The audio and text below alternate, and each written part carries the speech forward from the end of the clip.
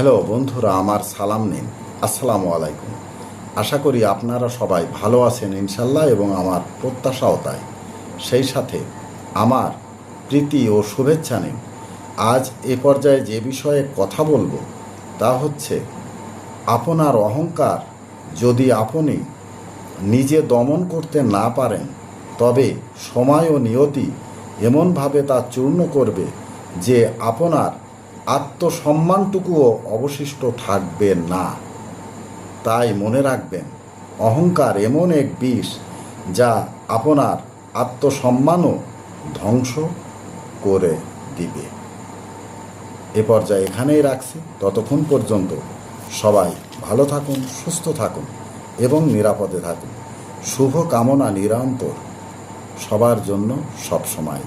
ধন্যবাদ Facebook Meta, ধন্যবাদ সকল বন্ধু সহ সবাইকে। আবার দেখা হবে অন্য কোনো ভিডিওতে। আল্লাহ হাফেজ।